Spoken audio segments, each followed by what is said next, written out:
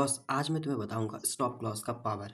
ठीक है कि स्टॉप लॉस ट्रेडिंग में होना कितना इंपॉर्टेंट है। देखो मैं इसलिए नहीं बता रहा हूँ कि मेरा स्टॉप लॉस ये आपके चार्ट में दिख रहा है कि मेरा स्टॉप लॉस हिट हो गया है, इसलिए मैं आपको स्टॉप लॉस का पावर बताने की कोशिश कर रहा हूँ। बट एक्चुअल में स्टॉप लॉस कितना काम करता है वो डिफाइन करने की कोशिश कर रहा हूँ। देखो, अगर तुम ट्रेडिंग करते हो तो मैं तुम्हारे ट्रेडिंग को सिंप्लीफाई करने की कोशिश करूंगा। बट अगर तुम ट्रेडिंग नहीं करते हो तो मैं तुम्हें बिल्कुल ये रिकमेंड नहीं करूंगा कि तुम ट्रेडिंग करो, क्योंकि ट्रेडिंग बहुत ही ज़्यादा रिस्की होता है और क्रिप्टो ट्रेडिंग दुनिया का सबसे ज़्यादा रिस्की काम है। ठीक है, तो इसलिए मैं नहीं कहूँगा कि तुम ट्रेडिंग करो। हाँ, ट्रेडिंग तुम्हारे घर का सारा पैसा डुबो सकती है, लेकिन अगर तुमने सही तरीके से किया तो तुम्हारे पूरे खानदान में जितना पैसा नहीं है उतना पैसा अकेले तुम्हारे पास हो सकती है। इसलिए ये टफ भी है और मज़ेदार भी है। ठीक है, तो मैं देखो ट्रेडिंग क्या है पहले ये बता दूँ। देखो ट्रेडिंग में हमें ट्रेंड समझना होता है। इसमें ट्रेंड में आपको क्या दिख रहा है? ट्रेंड में आपको दिख रहा है कि ये डाउनफॉल है।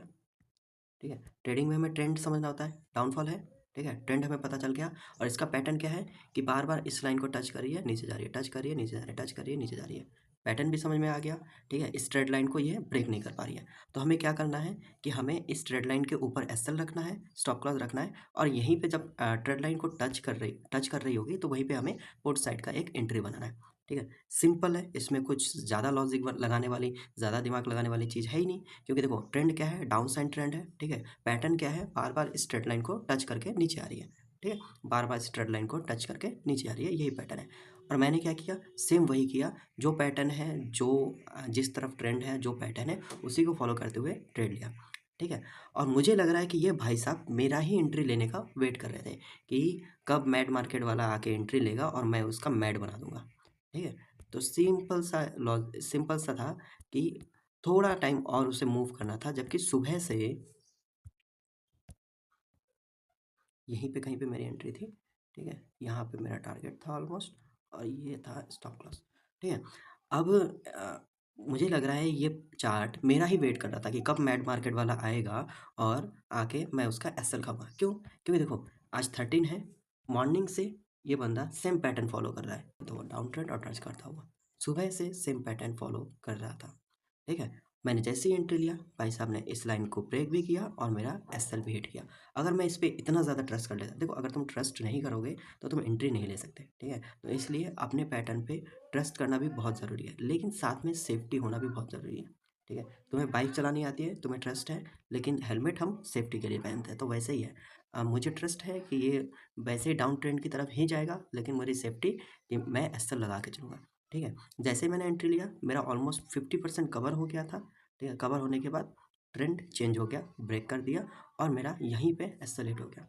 ठीक है, तो अगर मैं ये देखता कि सुबह से सेम ट्रेंड चल रहा है और बस 15-20 मिनट चलेगा ही चलेगा, जहाँ से मैंने एंट्री लिया 15 से 20 मिनट में स्कैल्पिंग में 15 से 20 मिनट या आधे घंटे में टारगेट हिट हो जाना है।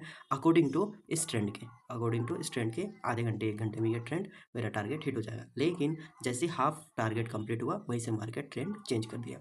इसलिए ये बहुत ही ज़्यादा रिस्की होता है कि बहुत सारा एनालिसिस बहुत सारा करने के बाद भी मार्केट आपके अपोजिट साइड चला जाता है। इसलिए एसएल के बिना कभी भी ट्रेडिंग मत करो, वरना आप इतने कैपिटल गवा दोगे जितना आपने सोचा भी नहीं होगा।